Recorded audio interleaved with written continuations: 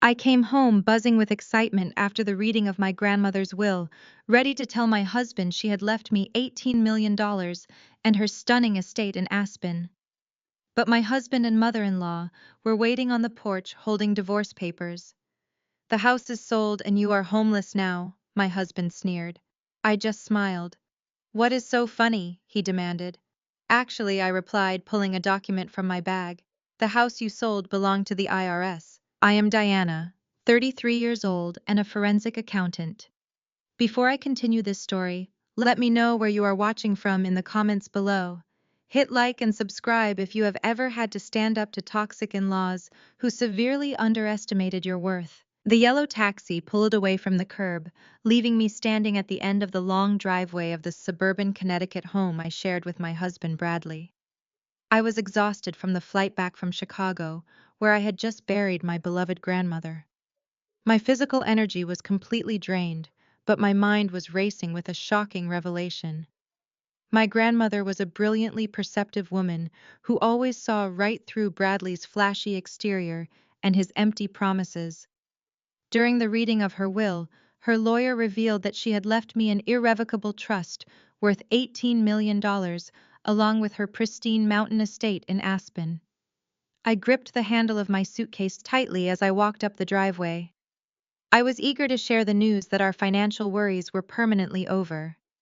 I expected to find Bradley inside, perhaps making dinner, or at least ready to offer a comforting hug after a grueling week of funeral arrangements. Instead, I found him standing on the front porch with his arms crossed tightly over his chest.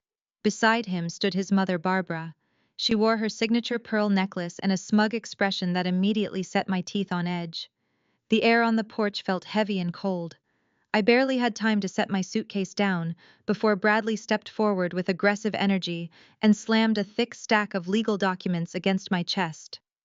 The heavy paper slipped from my grasp and scattered across the porch floor. "What is this?" I asked, staring down at the bold print that read "Petition for Dissolution of Marriage." "It is exactly what it looks like," Diana Bradley said, his voice dripping with condescension and victory. "I am done. And before you try to claim your half of this property in court, you should know I already took care of it. I used that general power of attorney you signed last year to sell the house this morning. The buyers wired the cash directly, and it is sitting safely in my offshore crypto account. You have 10 minutes to pack whatever fits in that suitcase and get off my property. You are homeless." I stood there, letting the cool evening breeze wash over me, while the sheer audacity of his words sank into my tired brain. Before I could even formulate a response, Barbara stepped forward, looking me up and down with absolute disgust. "Let us be honest. Diana, you never belonged in this family," Barbara sneered, adjusting her expensive cashmere wrap. "Look at you in your cheap department store blazer and scuffed shoes. You honestly thought a glorified calculator who types on spreadsheets all day could keep a man like my son happy. Bradley is a visionary. His crypto investments are changing the financial world, while you sit in your home office doing boring forensic accounting for pennies. He is about to be a father to a real family soon, and my grandson needs a home fit for wealth and prestige, not a house dragged down by a woman who refuses to elevate herself." "You have always been a dead weight," Bradley chimed in, pointing an accusing finger at my face. "I had to take over managing our assets because you are simply too stupid with money. You would have kept us living like peasants while you hunted down missing numbers for your clients. I deserve a life of luxury, and I finally found a woman who understands my genius and knows how to treat a real man." The words hung in the air like a physical strike. He is about to be a father. He had been cheating on me. The revelation should have shattered me. Any normal wife would have broken down sobbing right there on the welcome mat, begging for answers and pleading for her marriage. But as I looked at them standing shoulder to shoulder, I only felt a profound sense of clarity. I remembered all the times Barbara had humiliated me at family dinners, handing me the massive restaurant bill, because she claimed my simple lifestyle meant I needed to pay for the privilege of experiencing fine dining with them. I remembered the Thanksgiving where she purposefully spilled red wine on my only good dress and loudly declared it was an improvement. I remembered Bradley belittling my career, calling me a paranoid bean counter whenever I questioned his shady financial moves or asked to see the actual returns on his supposedly brilliant crypto portfolios. They truly believed I was nothing but an uneducated peasant lucky to breathe the same air as them. I looked at Bradley, seeing him clearly for the very first time. His posture was arrogant, his chin jutting out as he waited for my tears. He wanted me to fall apart. He needed the satisfaction of breaking me completely before throwing me out into the street like garbage. He wanted to feel like a god among men while his mother watched with gleeful approval. But I did not cry. I did not scream. I did not fall to my knees and beg for my home or my marriage. Instead, a slow, genuine smile spread across my face. I looked down at the divorce papers fluttering in the wind, and then back up at Bradley's arrogant face. My smile turned into a soft, quiet laugh. Bradley's triumphant smirk faltered immediately. His eyes darted to his mother, then back to me. "What the hell is so funny?" he demanded, taking a heavy step closer. "You just lost your husband and your house. Are you having a mental breakdown?" I reached into my leather tote bag, my fingers brushing past the heavy envelope containing my new $18 million trust documents. But that was not what I pulled out. I retrieved a single sheet of paper with a very distinct federal seal printed at the top. "I am not having a breakdown, Bradley," I said smoothly, unfolding the document with deliberate slowness. "I am just marveling at your absolute stupidity. You see, I tracked the buyer of this house this morning using my boring forensic accounting skills. You thought you sold this property to an anonymous cash buyer through a shell corporation. You thought you were so incredibly clever, forging my signature and hiding the money in your crypto wallet." I took a step forward, closing the distance between us. I pressed the paper flat against his chest, right over his rapidly beating heart. "Actually," I said, keeping my voice perfectly steady and light, "the house you just sold belonged to the IRS." Bradley snatched his hand back, as if the piece of paper I pressed against his chest was burning hot. He looked down at the federal seal, his eyes scanning the bold black text, but his arrogant smirk quickly returned. He crumpled the document in his fist and threw it onto the porch floor next to my scattered divorce papers. He reached into his tailored suit jacket and pulled out a thick, glossy packet, waving it inches from my face. "Are you out of your mind, Diana?" he spat, his voice rising in pitch. "I have the legally binding sales contract right here, signed, notarized, and filed with the county clerk this very morning. The buyer wired the funds directly to me. You think a fake piece of paper printed from the internet is going to scare me? You have always been completely delusional about how real wealth operates." Barbara let out a sharp, mocking laugh from her spot near the door. She crossed her arms, her diamond bracelets clinking together. "I always told you she lived in a fantasy world, Bradley. She spends all day tracking missing receipts for failing businesses and thinks she understands high finance. Tell the silly girl to pack her cheap bags and call a cab before I have the police remove her for trespassing." Bradley tapped the signature page of his contract with a manicured finger. "Look right here, Diana. There is your signature. I used the power of attorney you gave me last year. I had to do it. You forced my hand because you are simply too stupid with money. You have zero financial literacy." He stepped closer, his cologne suffocating in the evening air. "Do you remember when we first got married, and you wanted to put your salary into a joint savings account? What a joke. I had to put you on an allowance just to keep us from going bankrupt.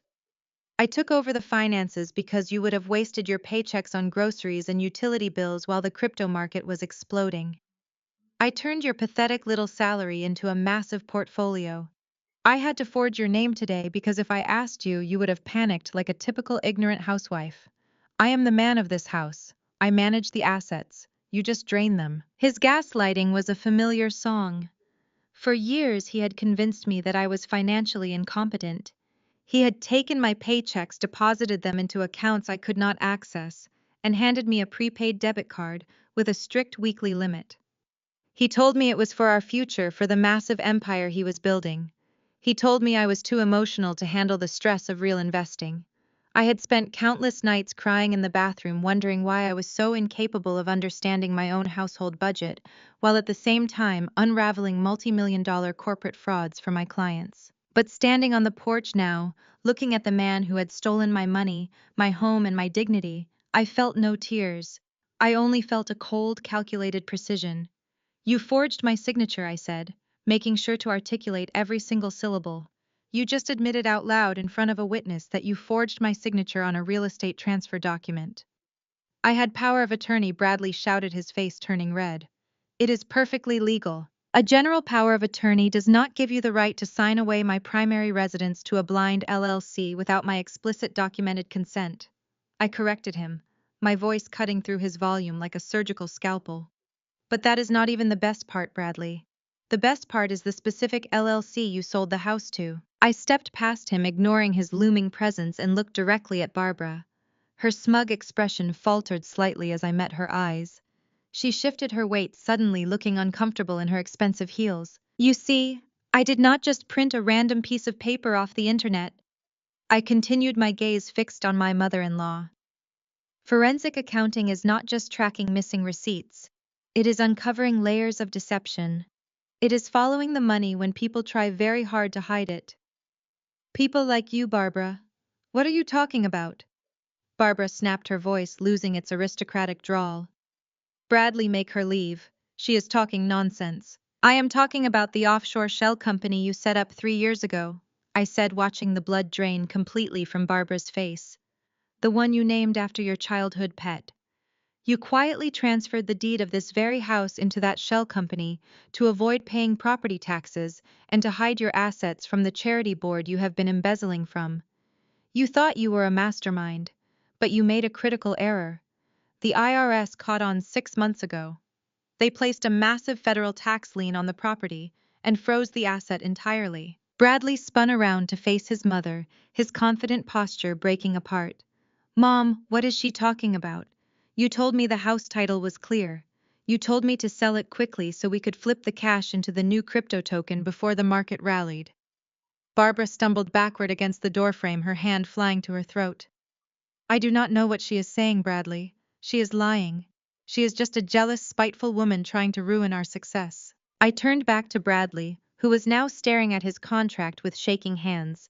The buyer you sold the house to this morning was not an anonymous real estate investor, Bradley.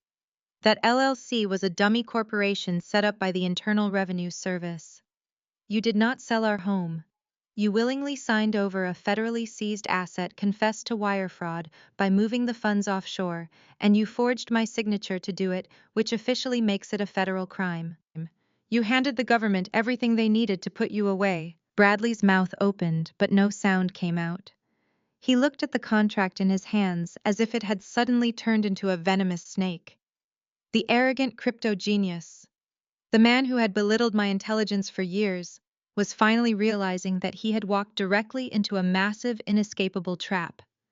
His eyes darted wildly between me, the crumpled federal document on the porch, and his mother, who was now hyperventilating against the siding of the house. He dropped the contract. It hit the wooden deck with a soft thud. He backed away from me, his breathing shallow and rapid.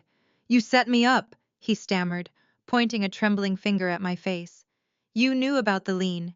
You knew about the federal investigation and you let me sell it. I simply watched you act on your own overwhelming greed, I replied, feeling a profound sense of satisfaction. I did not force you to forge my name. I did not force you to try and leave me homeless. You did that entirely on your own. Panic completely overtook his features. He patted his jacket pockets, frantically searching for his phone. His hands were shaking so violently he almost dropped the device twice before managing to unlock the screen. He needed a lifeline. He needed his lawyers. But as he swiped across his screen, he froze. His eyes widened, and the panic morphed into something dark and desperate. He looked up at me, his chest heaving, a twisted, maniacal realization spreading across his face. He remembered the words I had spoken right before he threw the divorce papers at me. He remembered the $18 million and the Aspen estate. You think you have won, he sneered, his voice dropping to a dangerous guttural pitch. You think you can trap me with some tax error and walk away a millionaire. He stabbed a number into his phone and hit the speaker button, holding it out between us. The phone rang loudly in the quiet evening air. You forgot one crucial detail, Diana, Bradley yelled, a frantic, triumphant grin returning to his face. Fine, the house is a bust. The IRS can have it. But we are still legally married. I filed the divorce papers, but they are not finalized. which means half of that $18 million inheritance you just bragged about is considered marital property. Half of it is mine. Bradley's words hung in the air, a desperate grab for power, from a man who had just admitted to a federal crime. I looked at his outstretched phone, then at his greedy, sweating face, and I threw my head back and laughed. It was a genuine belly-deep laugh that echoed across the manicured lawn. Bradley lowered his phone, his face twisting in confusion. "What are you laughing at?" he demanded, stepping toward me with his fists clenched. "I know the law, Diana. We are married. This is a community property state. You just came into $18 million while we are legally wed. 9 million of that belongs to me. It is mine." Barbara immediately puffed out her chest, her earlier panic vanishing as the prospect of millions of dollars washed over her. "He is absolutely right," she declared, pointing a manicured finger at my face. "You owe this family for dragging my son down all these years. 9 million is the bare minimum for the emotional damage you have caused him. We will freeze your assets before the sun goes down." I shook my head slowly, marveling at their shared delusion. "You two really should read a book that does not have the word crypto in the title," I said, my voice dripping with pity. "Let me give you a free lesson in United States trust law, Bradley. Pay attention, because your lawyer is going to charge you $500 an hour to tell you the exact same thing." Bradley crossed his arms, trying to look imposing, but his right eye was twitching uncontrollably. "Go ahead," he scoffed. "Try to talk your way out of marital assets. I watch finance podcasts every single day. You cannot hide cash from a spouse. Inheritances are generally considered separate property," I explained, enunciating every word, so even his thick skull could absorb the impact. "But my grandmother did not just leave me a lump sum of cash in a basic checking account for you to drain like you did our joint savings. She set up an irrevocable trust. Do you know what irrevocable means, Bradley? It means the trust cannot be altered, amended, or touched by anyone other than the designated trustee. And certainly not by a soon-to-be ex-husband who just served me with divorce papers on my front porch." Bradley's smirk wavered. His arms dropped to his sides. "I will sue the estate," he spat, taking a step closer. "I will take you to probate court. I will hire the most aggressive litigators in the state and tie that money up in litigation for the next decade. You will not see a single dime until you agree to settle with me." "You cannot," I replied, taking a step forward and backing him against the porch railing. Because my brilliantly paranoid grandmother included a spendthrift clause. It is a highly specific legal provision designed exactly for situations like this. It protects the beneficiary from creditors, and more importantly, from greedy, opportunistic spouses. The trust explicitly dictates that the assets cannot be assigned, garnished, or attached by any legal process whatsoever. Your name is nowhere near it. Your aggressive litigators cannot touch it. Your creditors, the ones currently hunting you down for your failed offshore investments, cannot touch it. That $18 million in the Aspen estate are sealed in a legal titanium vault, and you do not have the combination." The color drained completely from Bradley's face. He opened his mouth to argue, to throw out some other piece of legal jargon he probably heard on his internet shows, but nothing came out. The realization that he was walking away with absolutely nothing was finally sinking into his brain. He had thrown away his marriage, sold a federally seized house, confessed to wire fraud, and lost his only financial lifeline, all in the same morning. I was financially ruined and entirely legally exposed. Barbara let out a high-pitched shriek of absolute fury. She lunged forward, her hands curled into claws, before she stopped herself just inches from my face. "That crazy old bat," she screamed, her carefully constructed high society persona completely shattering into pieces. "Your grandmother was a vicious, spiteful woman. She always hated my son. From the very day of your rehearsal dinner, she looked at Bradley like he was dirt on her shoe. She deliberately set this up to ruin him out of pure jealousy." I stood my ground, not flinching away from her rage. "My grandmother was the smartest woman I ever knew," I said, my voice dangerously low and steady. "She saw right through your fake designer bags and your leased luxury cars. She knew Bradley was a lazy, entitled leech the moment he complained that her wedding gift to us was a savings bond instead of a cash envelope. She told me on my wedding day that I would eventually outgrow him and his pathetic illusions of grandeur. She locked down that trust because she knew the second you two ran out of money to steal from other people, you would come for mine." "How dare you speak to my mother that way?" Bradley yelled, trying to regain some semblance of control over the situation. We gave you everything. We elevated your status in this town. You were nobody before you married a wealthy man. You used my excellent credit score to finance your ridiculous crypto mining rigs. Bradley, I fired back, not breaking eye contact. You took my annual corporate bonuses to pay off your mother's country club dues because she was about to be expelled for non-payment. You elevated nothing. You just bled me dry until you thought the well was empty. But you miscalculated terribly. You threw me away right before the real payday arrived. Barbara was hyperventilating again, her hands pulling at her pearl necklace as if it were actively choking her. We will fight this, she gasped, her eyes wild with desperation. I know judges in this county. I know powerful people on the board of directors. We will find a loophole. No piece of paper is bulletproof, Diana. There is always a way in for people with the right connections. As if on cue, the low, powerful hum of a luxury engine filled the quiet suburban street. A sleek, midnight black Mercedes-Benz turned sharply into the driveway, its tires crunching aggressively against the gravel. The car came to a smooth stop right behind Bradley's leased sports car, blocking him in completely.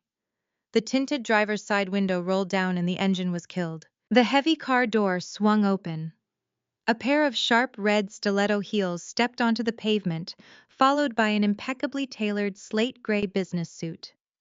Jasmine stepped out into the evening light. She was my sister-in-law, married to Bradley's younger brother, Kevin. As a brilliant, fierce African-American corporate attorney, Jasmine commanded respect in every single room she entered. She adjusted her designer glasses, pulled a thick leather briefcase from the passenger seat, and slammed the car door shut with a resounding thud that echoed across the lawn. Barbara's panicked eyes locked onto Jasmine, and a sudden desperate gleam of hope flashed across her wrinkled face. Her breathing hitched, and she immediately went back into her demanding authoritative mode, completely forgetting how she usually treated her daughter-in-law. Jasmine, Barbara barked, her voice echoing loudly down the driveway. Thank God you are here. You are a lawyer. I need you to do your job for this family right now. Diana is trying to hide $18 million from your brother-in-law using some nonsense irrevocable trust. I need you to find a loophole and break her trust fund immediately. Do not just stand there. Get to work. Jasmine slowly turned her head toward her mother-in-law. The evening sun caught the edge of her gold-framed glasses as she offered a smile that contained zero actual warmth. She adjusted the grip on her Italian leather briefcase and walked forward. The sharp click of her heels on the driveway pavement echoed like a ticking clock. Barbara stepped directly into Jasmine's path, expecting absolute obedience from the woman she had spent years treating as a second-class citizen. Jasmine did not even break her stride. She smoothly sidestepped the older woman, brushing past Barbara's expensive cashmere wrap as if she were walking past a coat rack. Barbara gasped in sheer indignation. Did you hear me, Jasmine? Barbara shrieked, spinning around to face her daughter-in-law. I gave you an order. You are a lawyer.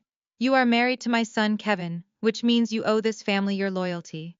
Find a loophole to break Diana's trust fund right now before she steals Bradley's rightful share. Jasmine completely ignored the frantic demands.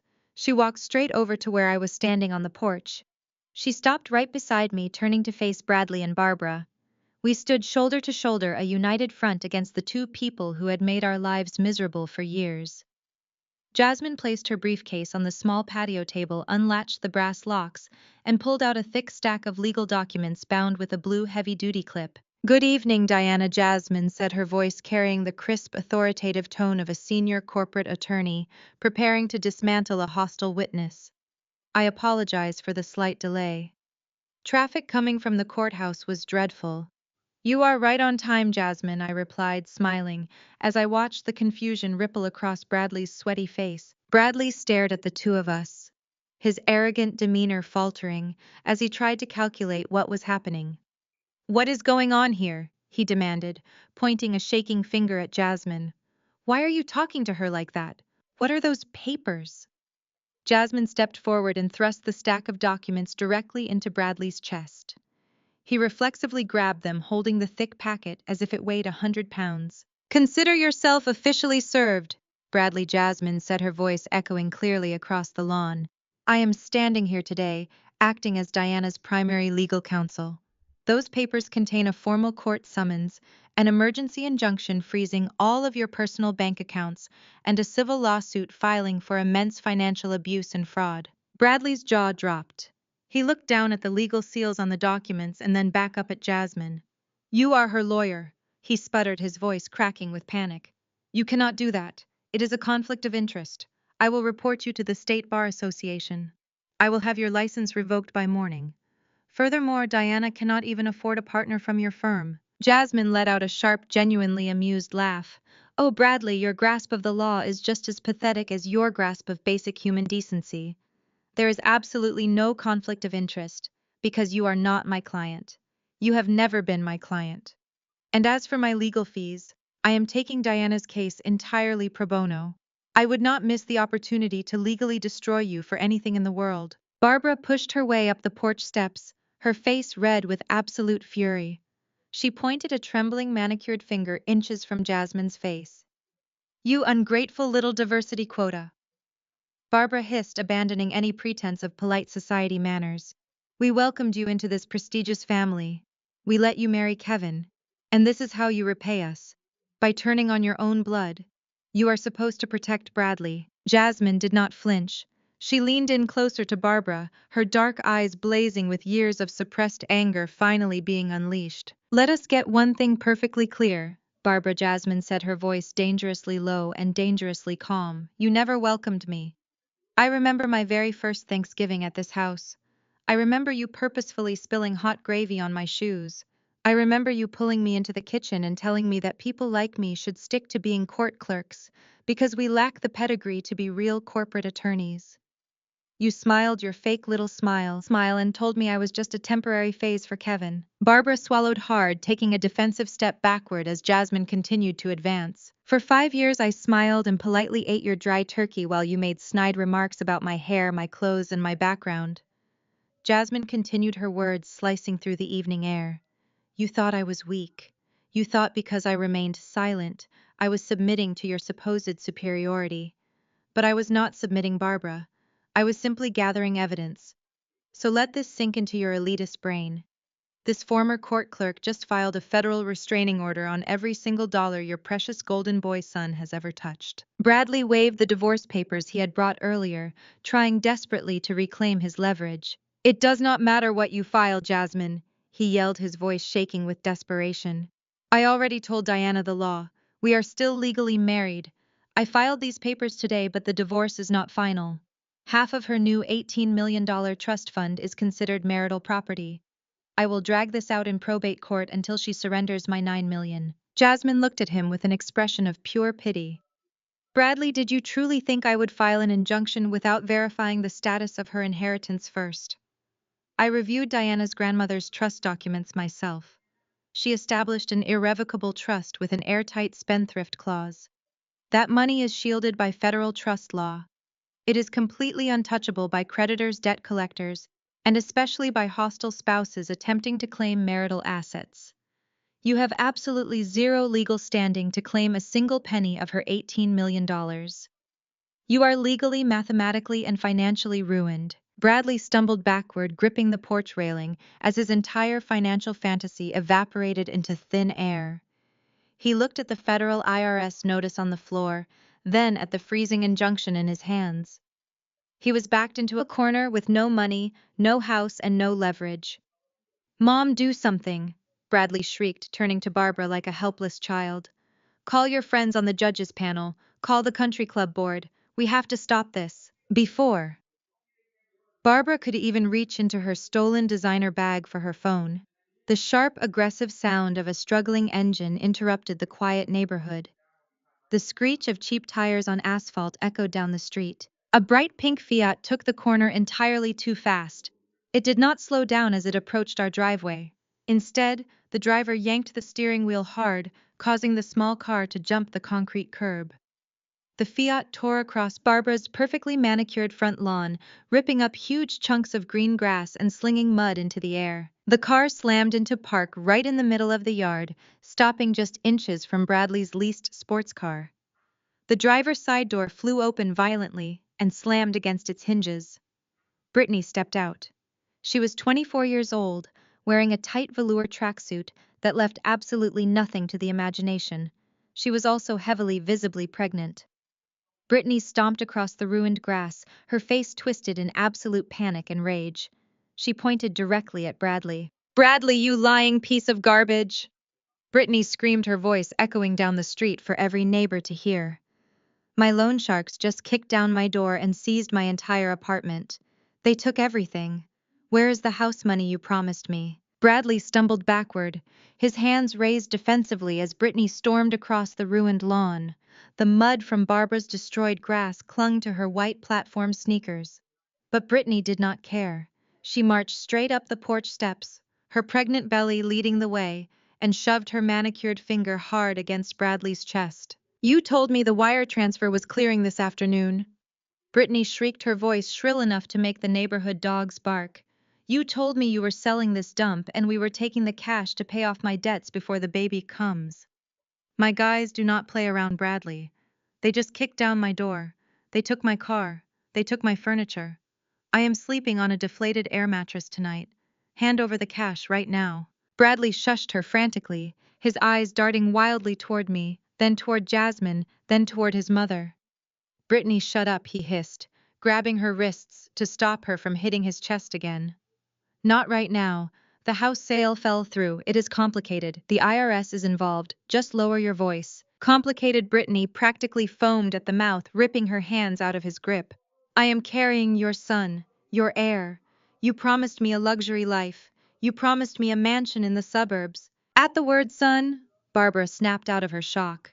Her eyes widened, dropping instantly to Brittany's swollen stomach. The elitist disgust on Barbara's face was instantly replaced by a twisted, desperate, calculating gleam. A male heir. The continuation of her precious, fraudulent family line. Barbara straightened her posture, ignoring the velour tracksuit, the aggressive tone, and the terrifying loan shark comments entirely. "A boy." Barbara breathed out, her tone shifting from absolute horror to arrogant entitlement. She stepped past her panicked son and stood beside the furious mistress, looking at the belly as if it were a winning lottery ticket. Barbara then turned her furious gaze directly onto me. "You hear that, Diana?" Barbara demanded, her chest puffing out with delusional self-righteousness. "Bradley is finally getting the family he deserves. The strong male heir you were entirely incapable of giving him. Since you selfishly hoarded your millions and trapped my son in a dead-end marriage for years, you owe this child. I expect you to set up a comprehensive child support trust for my grandson immediately. You have $18 million sitting in an account doing nothing. Paying for the first male heir of this family's private schooling. His medical care and his upbringing is the absolute least you can do to repent for your massive failures as a wife." Jasmine let out a sharp, incredulous scoff next to me, but I simply smiled. The sheer audacity of Barbara trying to extort my inheritance to fund her cheating son's illegitimate child was a masterclass in narcissistic delusion. She truly believed that my grandmother's money existed to serve her family's bloodline. Before I could even formulate a response to that magnificent display of insanity, Brittany whipped her head around. Her heavily lashed eyes blinked in utter confusion. She stared at me, then looked at Barbara, and finally fixed a lethal glare on Bradley. $18 million. Brittany asked, her voice dropping the shrill panic and replacing it with genuine, unadulterated shock. What is she talking about? Why is she talking about divorce settlements and inheritances? Brittany pointed a shaking finger at me, her acrylic nail almost poking my shoulder. "You told me she was dying." The porch went dead silent.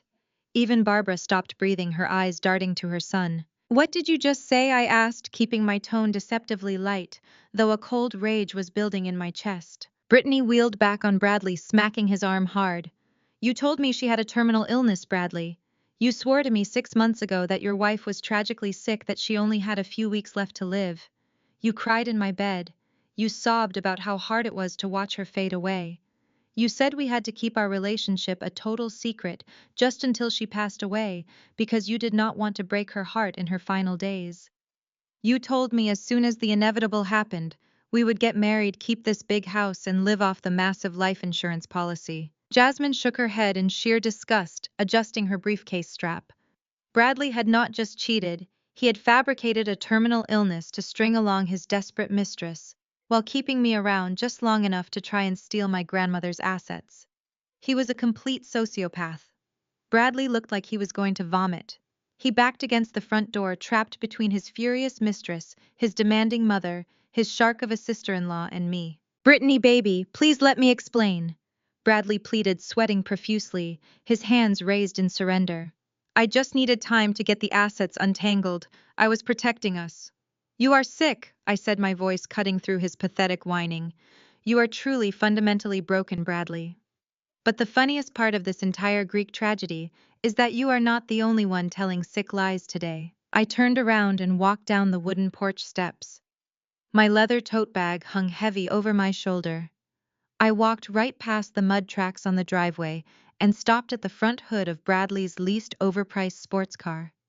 I unzipped my bag, pulled out my silver laptop, and set it flat on the sleek, polished hood. I flipped the screen open. "What are you doing?" Bradley demanded, taking a hesitant step down the stairs, his panic shifting to a new unknown threat. "Get off my car." "As a forensic accountant, I have a very specific set of skills," I announced, tapping my password into the keyboard with rapid, precise keystrokes. "I do not just follow missing bank transfers. I follow all digital paper trails. I track timelines, invoices, and hidden liabilities. When Jasmine and I started preparing this nuclear lawsuit against you, we dug into absolutely everything. Every text message, every bank statement, and every clinic visit. Jasmine legally subpoenaed the billing portal from the boutique maternity clinic where you have been paying out of pocket for Brittany's premium prenatal care." Brittany froze on the porch steps. Her hands instinctively dropped to protect her stomach. "You invaded my medical records," she shrieked, her voice echoing down the street. "Subpoenaed," Jasmine corrected sharply from the porch, crossing her arms.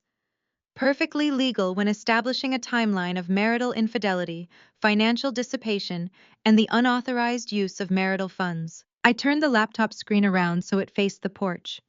On the bright display was a high-resolution ultrasound image, accompanied by a very detailed, legally obtained billing invoice bearing Brittany's name. "I am not interested in your health history, Brittany," I said, leaning casually against the sports car. "I am only interested in the math. Math is universal. Math is objective. Math does not lie. Bradley, you told me you met Brittany at a crypto networking event in Miami exactly 5 months ago. The credit card receipts from the hotel bar, your flight records, and your text message history confirm that exact date." I tapped the screen, highlighting a bold, undeniable number at the top of the official medical file. "But according to this official clinic invoice from your appointment last week, Brittany is currently 7 months pregnant." I looked up, meeting Bradley's horrified, uncomprehending gaze, letting the silence stretch for a long, agonizing second. "You have only known her for 5 months, Bradley. Do the math." Bradley stared at the glowing laptop screen. His eyes darted from the digital invoice bearing Brittany's name to the bold black 7 printed next to the gestational age. His head slowly swiveled toward Brittany. The arrogant swagger completely drained from his posture, replaced by a hollow, sickening realization. He looked at her tight velour tracksuit, at the swollen belly she was suddenly trying to shield with her arms, and the math finally clicked inside his head. 5 months. 7 months pregnant. A terrifying, choked sound escaped Bradley's throat. He took a step toward her, his fists clenching so hard his knuckles turned stark white. "You lied to me," he roared, his voice cracking with pure rage. "You told me this was my son. You told me it happened that first weekend in Miami." Brittany took a defensive step backward, her platform sneakers slipping on the mud she had tracked onto the driveway. "So what?" she snapped, completely dropping her panicked victim act. Her tone turned instantly venomous. "You lied to me too, Bradley. You told me you were a multimillionaire. You told me your wife was in hospice. You promised me an estate and a trust fund. You were nothing but an easy mark, a pathetic mark in a cheap suit who wanted to feel like a big man." "I am not paying for another man's bastard," Bradley screamed, lunging forward. He pointed a shaking finger an inch from her face. "You scheming gold digger. You set me up. You used me to pay off your massive debts. You wanted a free ride." "I wanted the cash you promised me," Brittany shrieked right back, swatting his hand away violently. I do not care whose name is on the birth certificate. My guys do not care either. You forged real estate papers today, Bradley. You owe me my cut. Hand over the money right now, or I swear to God I will give the loan sharks your current address. They will break your legs before the IRS even gets a chance to look at you. The screaming match escalated into a deafening roar. Brittany advanced on him, jabbing her acrylic nails into his chest, demanding cash he no longer possessed. Bradley backed away, shouting expletives, entirely consumed by the realization that his perfect male heir was a complete fiction. Jasmine stood beside me, arms crossed, watching the spectacular implosion of the man who had tormented me for years. Then Barbara decided she had seen enough. Her entire world was collapsing. Her stolen house was seized, her son was exposed as a broke fraud, and the precious grandson she had just claimed seconds ago was a biological impossibility. She needed the confrontation to end immediately. Barbara let out a dramatic, breathless gasp. She gripped the collar of her expensive cashmere wrap and pressed her other hand flat against her chest. She stumbled sideways against the wooden porch pillar, sliding down it until she was sitting on the top step, panting heavily. My heart, Barbara wailed, her eyes squeezed shut. My chest, I cannot breathe. Bradley, the stress is too much. Call an ambulance. I am having a heart attack. Bradley froze, momentarily distracted from Brittany's physical assault. He turned toward his mother, panic flashing across his face. Mom! He patted his pockets again, searching for the phone he had dropped on the porch. Someone call 911, he yelled. Jasmine did not move a muscle. I simply reached down, closed my laptop, and slid it back into my tote bag. Nobody is calling an ambulance, I said, my voice projecting clearly over Barbara's pathetic, performative groans. Are you crazy? Bradley yelled, kneeling beside her. She is having cardiac arrest. She is having a tantrum, I corrected him, stepping closer to the porch. I looked down at my mother-in-law, who was peeking at me through one half-open eye. I have seen this exact medical emergency before, Barbara. Do you remember our wedding planning 3 years ago? The catering bill arrived and it was $20,000 more than you anticipated. You promised to pay for it, but the moment the invoice was placed in your hands, you grabbed your chest, gasped for air, and claimed your heart was failing. You ruined the entire tasting, demanded to be taken to the emergency room, and miraculously recovered the absolute second Bradley paid the catering bill with our joint savings account. Jasmine let out a sharp laugh. She pulled the same stunt last Thanksgiving when she was asked to explain where the charity gala funds went. Jasmine added, her voice ringing with satisfaction. It is a documented pattern of avoidance. If you call an ambulance, Bradley, the paramedics are going to charge you $3,000 for a joyride, and I assure you, your bank accounts are currently frozen solid. You cannot afford the copay. Barbara's groans abruptly stopped. She opened her eyes, glaring at me with pure, unadulterated venom. She dropped her hand from her chest, the medical emergency vanishing instantly, as she realized her ultimate exit strategy had failed. She sat on the porch step, breathing perfectly fine, utterly humiliated. Brittany was not finished. She stomped up the stairs, completely ignoring Barbara, and grabbed the lapels of Bradley's suit jacket. I do not care about her fake heart attack, Brittany screamed right into his face. I do not care about your frozen accounts. You stole my youth. You promised me security. You are going to transfer the cash from that house sale to my account right now, or I am calling the men who took my car. Jasmine tapped her leather briefcase against her leg. And just as a reminder, Bradley, any attempt to wire funds will be flagged as a direct violation of a federal injunction. It is an immediate felony. Bradley was trapped. He looked at Brittany, whose eyes were wide with desperate, violent intent. He looked at Jasmine, who held the legal power to bury him in a federal penitentiary. He looked at his mother sitting on the stairs, offering absolutely no help and no money. He was cornered, terrified, and completely out of options. His breathing turned ragged. His eyes darted around the yard, looking for anyone else to take the blame, any possible shield to hide behind. His survival instinct kicked in, raw and ruthless. He violently shoved Brittany away from him and backed up until he hit the front door. He raised a shaking hand, but he did not point it at me, and he did not point it at Brittany. He pointed his finger directly at his mother sitting on the porch step. Do not look at me, Bradley screamed, his voice cracking hysterically. Do not blame me for this. Mom is the one who stole the money from Dad's charity fund. She took millions. She made me sell this house today to hide the cash before the auditors found out. It was her idea. She is the mastermind. Take her. Barbara stared up at her son from the porch step. The fake heart attack was completely forgotten as pure shock washed over her meticulously lifted face. For a moment, the only sound in the yard was the rhythmic ticking of Bradley's cooling engine and the heavy breathing of his furious mistress.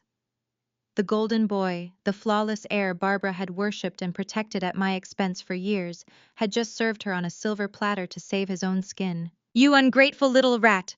Barbara whispered, her voice trembling with genuine venom. "I paid for your law school. I paid for your cars. I covered up your massive gambling debts. And you dare point the finger at me. You signed the wire transfers, Bradley. Your name is on the offshore accounts. You are going down just as fast as I am." Brittany looked between the two of them with supreme disgust. "You people are absolute monsters," she spat, backing away from Bradley as if he were radioactive. "I am taking the Fiat. I am calling my guys. I am telling them exactly where you sleep."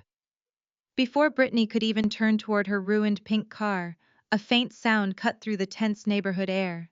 A high-pitched wail echoing from a few blocks away. The sound of sirens. Bradley's head snapped toward the street. The sirens were not passing by. They were getting louder. They were multiplying. The distant wail was turning into a chorus of heavy, urgent alarms closing in on our quiet suburban cul-de-sac. "No," Bradley gasped, his eyes wide with a cornered animal panic. "No, this cannot be happening. I need more time." He abandoned his mother on the stairs. He abandoned his pregnant mistress on the lawn. He spun around and lunged toward his leased sports car, digging frantically into his tailored pockets for his keys. He was going to run.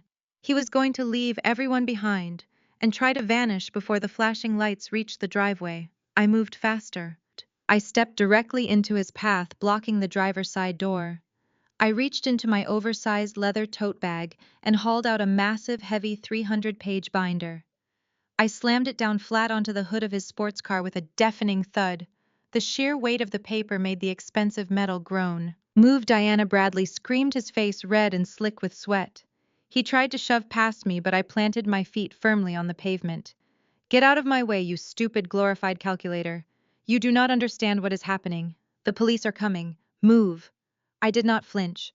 I placed my hand flat on top of the massive binder, staring straight into his terrified, desperate eyes. "I understand exactly what is happening, Bradley," I said, my voice echoing with absolute clarity over the approaching sirens. "I understand it perfectly because I orchestrated it. And I highly suggest you do not insult the glorified calculator who just dismantled your entire life." Bradley stared at the thick binder, his breathing ragged. "What is that?" he demanded, his voice cracking. "This is a comprehensive line-by-line forensic audit of your entire financial existence," I replied, tapping the thick plastic cover. "I spent the last 6 months digging through the digital trash you thought you deleted. You thought you were so incredibly smart, Bradley. You thought because you took a few seminars on cryptocurrency and used encrypted messaging apps that you were untraceable. But you are arrogant, and arrogant men always make mistakes." Barbara pushed herself off the porch steps, her face pale as a sheet. "What did you do, Diana?" she demanded, her voice shaking. "I did my job, Barbara," I said, not taking my eyes off Bradley. "My calculator tracked your precious son's illegal wire transfers down to the exact penny. I found the shell companies. I found the fake vendor invoices you used to siphon money out of your father's charity fund. I traced the digital footprint of every single dollar as it moved from the charity account through 3 different decentralized crypto exchanges and straight into your hidden offshore accounts in the Cayman Islands." Bradley's mouth opened and closed, but no sound came out. The blood completely drained from his face, leaving him looking like a ghost in a tailored suit. "You actually thought the IRS would not notice a sudden $3 million discrepancy in a tax-exempt charitable foundation?" I continued, pressing my advantage, refusing to let him breathe.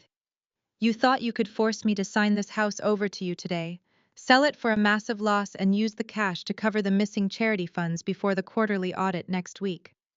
But I was always 3 steps ahead of you, Bradley. I finished my forensic audit 2 weeks ago.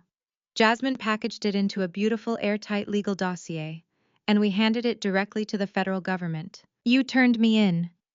Bradley whispered, his legs giving out slightly as he leaned against the side of his car to keep from collapsing. You turned in your own husband. You are not my husband, Bradley, I said, my voice dripping with ice. You are a thief who thought he could use my inheritance as a get-out-of-jail-free card. You are a liar who faked my terminal illness to string along a mistress. You are a coward who just tried to throw his own mother in prison to save himself. The sirens were deafening now. They were screaming down our street, echoing off the brick houses and shaking the windows. The flashing red and blue lights painted the manicured lawns in harsh strobe-like colors. Bradley spun around, looking frantically toward the street. He grabbed the door handle of his car, yanking it hard, but Jasmine had already clicked the remote lock on his keychain when he dropped it on the porch earlier. The car was sealed. Two massive black federal SUVs swerved violently into the driveway. Their tires screeched against the pavement, stopping just inches from Brittany's abandoned pink Fiat. A local police cruiser pulled up directly behind them, blocking the driveway exit completely. There was nowhere to run. There was no escape. The heavy doors of the SUVs swung open simultaneously. 6 agents wearing tactical vests emblazoned with the bright yellow letters IRSCI stepped out into the evening air. They did not look like the local beat cops Bradley was used to bribing at charity dinners. These were federal criminal investigators, and their faces were stone cold. Bradley Wilson and Barbara Wilson, the lead agent, barked, his voice carrying absolute terrifying authority over the wailing sirens. He unclipped a pair of heavy steel handcuffs from his tactical belt and stepped right onto Barbara's ruined, muddy lawn. Put your hands where we can see them right now. Do not move a single muscle. You are both under arrest for federal wire fraud, tax evasion, and the embezzlement of charitable funds. Barbara let out a piercing, genuine shriek of terror. She clutched her cashmere wrap, her knees buckling as 2 federal agents marched up the porch steps and grabbed her arms, pinning them behind her back. The satisfying click of steel handcuffs echoed across the porch. Bradley did not scream. He simply slid down the side of his locked sports car until he was sitting on the hard driveway pavement. He stared up at me, his eyes wide, hollow, and completely broken. The arrogant golden boy was gone. The master manipulator was gone. All that was left was a pathetic, ruined man who had finally met his match. I stood tall, zipped my laptop back into my tote bag, and adjusted the strap on my shoulder. I looked down at him one last time, feeling nothing but a profound, overwhelming sense of peace. "Checkmate, Bradley," I said quietly. I turned my back on him, walking over to join Jasmine as the federal agents hauled my ex-husband off the ground and dragged him toward the waiting SUVs. The reign of the Wilson family was officially over. The federal agents hauled Bradley off the pavement by his armpits. His custom Italian loafers scraped uselessly against the concrete as they slammed him face down against the side of his leased sports car. The lead IRS criminal investigation agent stepped up right behind him, securing Bradley's wrists in heavy steel handcuffs. Bradley twisted his neck, his slick hair falling into his terrified eyes. He realized the sheer gravity of his situation and immediately fell back on his only remaining weapon, his charm. "Wait, hold on, there has been a massive misunderstanding," Officer Bradley pleaded. He lowered his voice, adopting a smooth, calm, intensely sympathetic tone. The agent spun him around to face forward. Bradley locked eyes with the federal investigator, attempting to look like the rational, level-headed victim caught in a bizarre trap. "You have to listen to me. I am a respected corporate attorney in this city. You are being manipulated by a deeply disturbed woman." The agent crossed his thick arms over his tactical vest, his face completely devoid of emotion. "Go on," the agent said flatly. Bradley took a deep breath, smoothing his panicked expression into a mask of pure, martyred patience. It was the exact same face, the exact same sickeningly sweet tone of voice he had used 7 years ago. I remembered that tone perfectly. It was the voice he used when he called my college roommates one by one, telling them I was suffering from severe paranoia and overwork. He had convinced my entire support network that I was unstable and needed isolation for my own mental health. He had systematically cut me off from every friend I had ever known using that exact same sympathetic smile. "My wife Diana is going through a terrible mental breakdown," Bradley lied smoothly, shaking his head with faked sadness. "She is hysterical and violently jealous. She recently found out I filed for divorce and she completely lost her grip on reality. She is a forensic accountant." She handled all of my family's taxes. She had all my passwords. She engineered this entire offshore embezzlement scheme to frame me and my mother just to destroy us. This is a vindictive setup by a sick, jealous wife. I watched from the edge of the lawn, standing shoulder to shoulder with Jasmine. I did not say a single word. I did not need to. The lead agent stared at Bradley for a long, heavy moment. The red and blue lights from the federal vehicles flashed across the agent's stoic face. He slowly reached into the pocket of his tactical vest and pulled out a small, rugged digital tablet. He tapped the glowing screen twice. "That is a fascinating story, Mr. Wilson," the agent replied, his voice dripping with dry, bureaucratic sarcasm. "It truly is.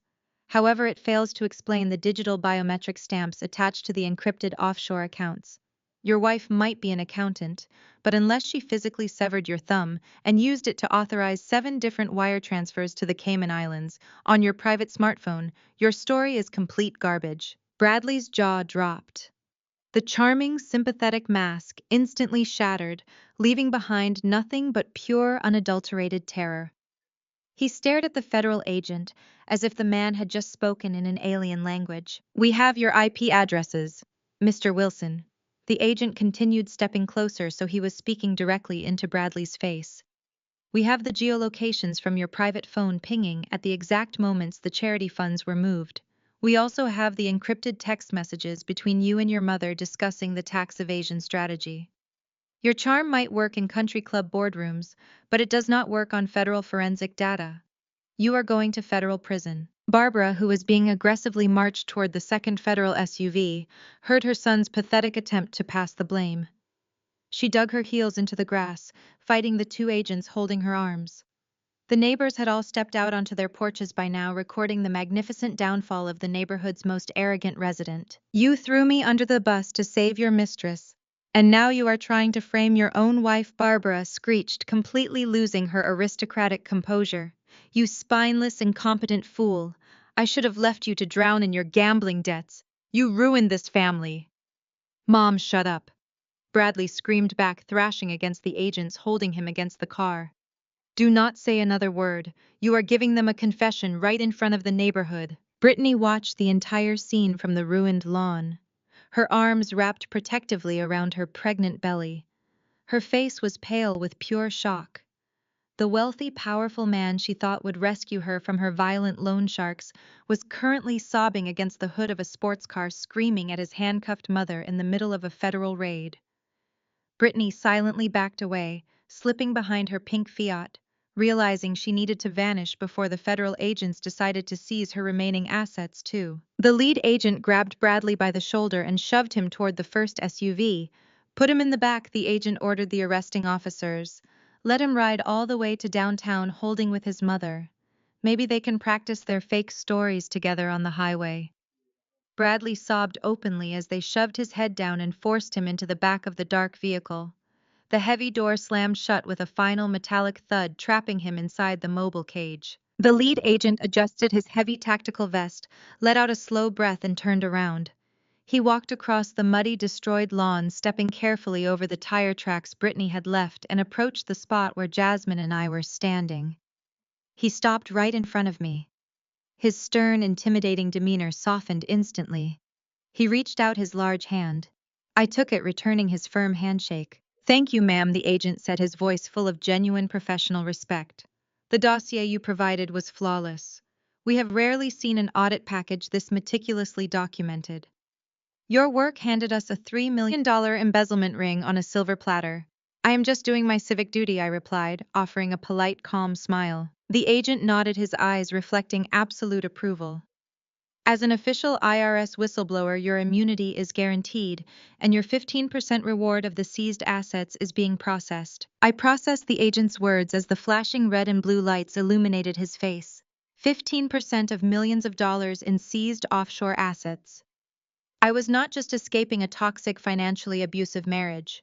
I was walking away with a massive, federally mandated reward for taking down a criminal enterprise. I felt a slow, triumphant smile spread across my face as I shook his hand, finally feeling the suffocating weight of the last 5 years lift off my shoulders. But the quiet satisfaction of the moment was instantly shattered by a piercing hysterical shriek from the porch. Barbara was not going quietly. The sheer indignity of being treated like a common criminal had finally overridden her shock. As the two federal agents attempted to secure the handcuffs around her wrists, Barbara planted her expensive heels into the wood and twisted violently. She yanked her right arm free with surprising strength for a woman her age. Before the agents could grab her again, she reached deep into her cashmere wrap and pulled out her smartphone. She wielded the device like a weapon, pointing it directly at the federal investigators. "Take your filthy hands off me right now!" Barbara screeched, her voice echoing off the neighboring houses. "Do you have any idea who I am?" "I am Barbara Wilson. I sit on the hospital executive board. I host the mayoral charity gala. I am high society in this town, and you are making a catastrophic career-ending mistake." The federal agents looked entirely unbothered by her outburst. They stepped forward to restrain her, but Barbara frantically started tapping the screen of her phone, backing away toward the front door. "I am calling Chief Miller right now." Barbara threatened, her chest heaving as she dialed. "Hi is a personal, intimate friend of mine. We play tennis at the country club every single Sunday. I personally funded his entire re-election campaign. When he hears that rogue federal agents are harassing me on my own property, you will all be fired before midnight." Jasmine stepped forward, her heels clicking sharply against the driveway pavement. She looked up at the frantic, cornered older woman with a mixture of absolute pity and surgical triumph. "You do not own anything anymore," Barbara Jasmine said, her voice slicing through the chaotic noise of the yard. "And you certainly do not have any friends left to call." Barbara froze, her finger hovering over the call button. She glared down at Jasmine, her chest rising and falling rapidly. "What are you talking about, you insolent little girl?" Barbara spat, trying to maintain her air of superiority. "My social circle is untouchable." Jasmine let out a dark, melodic laugh that sent a chill through the evening air. "Do you remember that mandatory country club board meeting you skipped this morning so you could come here and harass Diana? They did not miss you, Barbara. In fact, they had plenty of reading material to keep them completely occupied. At exactly 8 o'clock this morning, I personally emailed a digitized, unredacted copy of Diana's entire forensic audit to every single member of the country club board." Barbara's face went slack. The phone trembled in her hand. "But I did not stop there," Jasmine continued, stepping right up to the base of the porch stairs. "I also blind copied the hospital charity committee, the mayoral office, and the managing editor of the local Tribune. They watched the money trail, Barbara. They saw the fake vendor invoices you created from thin air. They saw exactly how you skimmed millions of dollars in donations meant for the new pediatric cancer wing and funneled those funds straight into your offshore accounts to pay for your luxury European vacations and Bradley's pathetic gambling debts." "No," Barbara whispered, her voice barely audible over the idling engines of the federal SUVs. "No, that is confidential information. You cannot do that. It is called whistleblowing," Jasmine corrected her sharply. "And it is entirely legal. Your entire social circle has known you are a common thief for the last 10 hours. They have seen the bank statements. They have seen the forged signatures. Your country club membership was formally revoked before noon today." Barbara stared at Jasmine in absolute horror. Desperate for any validation, she looked down at her phone screen. She opened her messages, pulling up her elite country club group chat. She typed a frantic single-word message asking for help. A small red exclamation point instantly popped up next to the text. She had been blocked. She checked the charity committee thread. Blocked. Her carefully curated high society world had completely iced her out the second they saw the unassailable math in my audit. "This is a lie," Barbara hyperventilated, shaking her head violently as she backed up against the porch railing. "Chief Miller will fix this. He knows I am a good person. He knows I am a victim of this vindictive, jealous daughter-in-law." She hit the call button on her phone and held it to her ear, her hands shaking so violently she nearly dropped the device. Just as the phone began to ring, the loud, aggressive blast of a police siren shattered the tension in the neighborhood. A brand new state-of-the-art local police cruiser turned the corner and sped down the street, its lights illuminating the dark trees. The cruiser pulled up directly onto the curb, boxing in the federal SUVs and completely barricading the driveway. The heavy door of the cruiser swung open. Chief Miller, dressed in his crisp, dark uniform, stepped out into the flashing lights. He looked around, taking in the chaotic scene on the lawn, his expression completely unreadable. Barbara's face lit up with sheer, unadulterated relief. The delusion returned to her eyes instantly. She dropped her phone onto the wooden porch, shoved her way past the two federal agents, and scrambled down the stairs. She practically ran across the muddy grass, extending her manicured hand toward the approaching police chief. "Chief Miller," Barbara cried out, a hysterical smile stretching across her face. "Thank God you are here. Tell these rogue agents who I am. Tell them this is a massive misunderstanding and order them to take these cuffs off my son immediately. We are innocent." Chief Miller did not speak. He did not smile. He did not even break his long, determined stride. He marched straight across the driveway, walking right past Barbara as if she were entirely invisible. He completely ignored her outstretched, trembling hand, leaving her standing in the mud, like a forgotten ghost. Barbara gasped, spinning around to watch him walk away from her. Chief Miller stopped directly in front of the lead IRS agent. He reached into the breast pocket of his uniform jacket and pulled out a thick folded document bearing the official state seal. He handed the paperwork directly to the federal investigator. "Thank you for securing the perimeter, Chief," Miller announced, his voice projecting clearly across the lawn for Barbara Bradley and every single neighbor to hear. "Here is the secondary state-level arrest warrant for Barbara Wilson. State charges for grand larceny, wire fraud, and the embezzlement of charitable funds have officially been filed." Barbara stood absolutely paralyzed as the heavy parchment of the state warrant changed hands. The sheer impossibility of the moment fractured her perfectly lifted face into a mask of pure horror. Her beloved tennis partner, the man whose political campaigns she had bankrolled with stolen charity money, had just delivered the final nail in her coffin. Chief Miller did not even offer her a parting glance. He simply turned on his polished heel and walked back to his cruiser, leaving her standing in the mud with her wrists pinned behind her back. The federal agents moved in their grips, tightening on her arms. They began walking her toward the second dark SUV. Barbara stumbled, her designer shoes slipping on the wet grass. For the first time in her pampered, insulated life, she had no leverage. She had no favors to call in.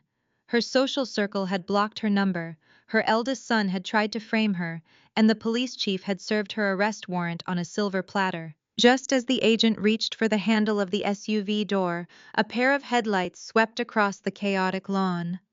A dark gray sedan, practical and remarkably clean, turned sharply onto the cul-de-sac. It bypassed the flashing federal vehicles and parked diagonally across the street, boxing in the last possible exit path. The driver's side door opened. Kevin stepped out into the harsh glare of the police lights. He looked nothing like his older brother. Where Bradley wore tailored Italian suits and slicked back hair, Kevin wore a simple button-down shirt and a weathered canvas jacket. He had the quiet, steady posture of a man who had built his life on actual hard work rather than manipulation. He closed his car door and walked up the driveway, his eyes scanning the scene. He looked at Bradley, currently locked in the back of a federal vehicle, crying silently against the tinted glass. He looked at me, standing tall near the porch. He looked at his wife Jasmine, who offered him a single reassuring nod. Then Kevin looked at his mother. Barbara saw him and immediately shifted her entire demeanor. The vicious, cornered animal vanished. In its place, the ultimate victim appeared. She let out a desperate, theatrical sob, her knees buckling just enough to make the federal agents physically hold her up. "Kevin," Barbara wailed, her voice cracking with manufactured despair. "Oh, my sweet boy, thank God you are here. This is a nightmare, a complete misunderstanding. They are treating your mother like a common criminal. You have to help me." Kevin stopped a few feet away from her. He crossed his arms over his chest, his face completely devoid of the sympathy she desperately expected. "Tell them who I am." "Kevin," she pleaded, straining against the handcuffs. "Tell them I am a pillar of this community." "Kevin, listen to me carefully. You need to call your bank right now. You and Jasmine have savings. I know you do. You need to wire whatever it takes to post my bail. Bradley is useless, but you can fix this. You have to empty your accounts and get me out of here before they process me downtown." The silence that followed her demand was deafening. The only sound was the low hum of the police cruiser engines and the static crackle of a federal agent's radio. Kevin stared at his mother. He did not yell. He did not lose his temper. When he finally spoke, his voice was dangerously quiet, carrying a cold, heavy finality that made Barbara flinch. "Empty my accounts?" Kevin asked, tilting his head slightly. "You want me to empty my savings for you, just like you emptied my college fund 10 years ago?" Barbara froze. The fake tears instantly dried up. The color drained completely from her neck up to her hairline. "What are you talking about?" she stammered, her voice suddenly high and thin. "Your college fund was lost in the stock market crash. We discussed this a decade ago. It was a tragedy, but we all made sacrifices." Kevin took a slow step forward, closing the distance until he was looking directly into her panicked eyes. "Do not lie to me today," Kevin said, his voice dropping an octave. "Do not ever lie to me again. I spent 10 years believing that market crash story. I spent 10 years working double shifts, waiting tables, stocking shelves, and pulling all-nighters, just to pay for state college. I took out massive, crushing student loans that Jasmine and I are still paying off right now. I thought we were financially ruined. But you were not ruined, were you, Mother?" Barbara shook her head, frantically glancing at the federal agents who were listening to every single word. "Kevin, please, this is not the time. This is exactly the time." Kevin fired back, his calm facade cracking just enough to show the decades of suppressed rage underneath. Jasmine and Diana dug through the offshore accounts. They did not just find the missing charity funds, they found the complete transaction history from 10 years ago. "I know exactly where my tuition money went." Bradley got a DUI his senior year of law school. He crashed his leased sports car into a storefront. He was looking at jail time and permanent disbarment before his career even started. Bradley, sitting in the back of the SUV, buried his face in his hands. "You could not let your golden boy face the consequences," Kevin continued, his voice ringing across the lawn. "So you quietly drained my entire college trust. You used every single penny I had to pay off the store owner, bribed the local magistrate, and completely expunged Bradley's record. You stole my future to protect a drunk driver. And then you looked me in the eye and told me the money vanished in a recession. You watched me struggle for a decade while you bought Bradley a brand new car as a graduation present." "I did it for the family," Barbara whispered frantically, her eyes darting around the yard. "I had to protect our reputation. You have to understand, Kevin. You are my son. You owe me your loyalty." "I owe you absolutely nothing," Kevin said smoothly. Unzipped the front pocket of his canvas jacket. Barbara watched him eagerly, a tiny spark of delusion reigniting in her eyes. She actually believed for one fleeting second that her youngest son was reaching for his checkbook. She believed that the lifelong conditioning of family loyalty would force him to rescue her. Kevin did not pull out a checkbook. He pulled out a thick, heavy manila envelope. He held it out, tapping it gently against Barbara's chest, since her hands were securely shackled behind her back. The federal agent standing next to her smoothly reached out and took the envelope on her behalf. "What is that?" Barbara asked, her voice barely a whisper. "That is a civil lawsuit," Kevin replied, stepping back to stand beside his wife. "Jasmine drafted it this morning. We are suing you for the exact amount of the stolen tuition money plus 10 years of compound interest, punitive damages, and extreme emotional distress. You wanted me to post your bail.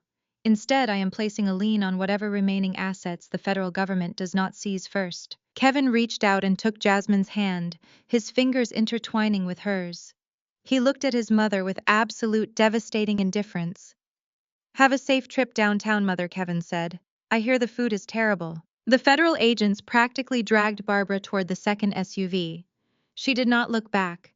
The heavy doors slammed shut in rapid succession, sealing both mother and son inside their respective federal cages. Kevin watched them go, his expression unreadable before wrapping a protective arm around Jasmine's waist. The engines roared to life, and the convoy pulled away, their red and blue lights fading into the distance. They left the muddy driveway strangely quiet, but the silence did not last long. The harsh glare of aftermarket high beams suddenly cut through the evening shadows. A battered matte black SUV aggressively turned onto the cul-de-sac, its engine rumbling with a deep, menacing growl. It hopped the curb and parked at a sharp angle, completely boxing in Brittany's ruined pink Fiat. Four massive men stepped out into the cool night air. They wore heavy leather jackets and dark boots, their faces partially obscured by the shadows. They did not say a single word, but their synchronized heavy footsteps as they advanced up the driveway exuded an air of absolute terrifying menace. Brittany let out a sharp, genuine gasp. She backed away from her car, her platform sneakers slipping on the damp, ruined grass. She looked frantically toward the street, but the police cruiser had already departed following the IRS agents. She was completely unprotected. She spun around, her panicked eyes locking onto me standing on the porch. "Diana, please!" Brittany begged, her voice trembling as she rushed toward the wooden stairs. She clutched her swollen belly, her face a mask of absolute terror. "I know you hate me. I know what Bradley and I did was unforgivable. But you have to help me. Those men are going to kill me. They are going to hurt the baby." I stood motionless watching her perform. "You have an $18 million trust fund," Brittany cried, tears spilling over her heavy makeup. "$50,000 is absolutely nothing to you. It is pocket change. Please just wire the money to my account right now so I can pay them off and disappear forever. I swear on my life I will never bother you or your family again." Bradley promised them money today and now he is gone. They will not leave without cash. I looked down at her tear-streaked face, feeling absolutely nothing but cold clarity. My mind flashed back to a Tuesday afternoon 3 months ago at the local high-end grocery store. I had been buying specific ingredients for a dinner Bradley had aggressively requested. Brittany had followed me down the aisle and practically slammed her shopping cart into mine. She had leaned in close, smelling of cheap vanilla perfume and expensive espresso. She had looked directly at the prenatal vitamins I had mistakenly left visible in my open purse from my last failed IVF cycle. "Give it up," she had whispered, her voice loud enough for the cashier and two other customers to hear clearly. "You are just a barren, dried-up wife. Bradley needs a real woman to give him a proper heir.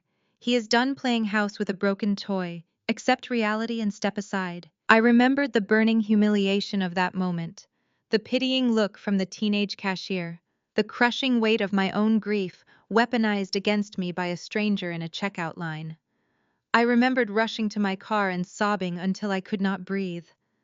I looked at the woman who had publicly humiliated me, who had tried to steal my home, who had mocked my deepest, most agonizing heartbreak. I did not blink. "I am not giving you a single dime, Brittany," I stated, my voice echoing clearly across the yard. "You made your bed. Now you get to deal with the monsters hiding under it." Brittany dropped the desperate victim act instantly. The tears vanished. Her face contorted into a mask of pure, vicious rage. "You selfish witch," she screamed, pointing a shaking finger at me. "You are going to let them murder a pregnant woman over petty jealousy. You are just as bad as Bradley." I smiled. I reached into my tote bag, pulled out my laptop, and rested it smoothly on the porch railing. I flipped the screen open. The glow illuminated my face as I tapped the keyboard twice, bringing up a highly detailed, comprehensive background report. "I am not letting anyone murder you." "Brittany," I replied, turning the screen so she could see the bright, high-resolution photographs displayed there. "Mostly because those men standing in my driveway are not loan sharks.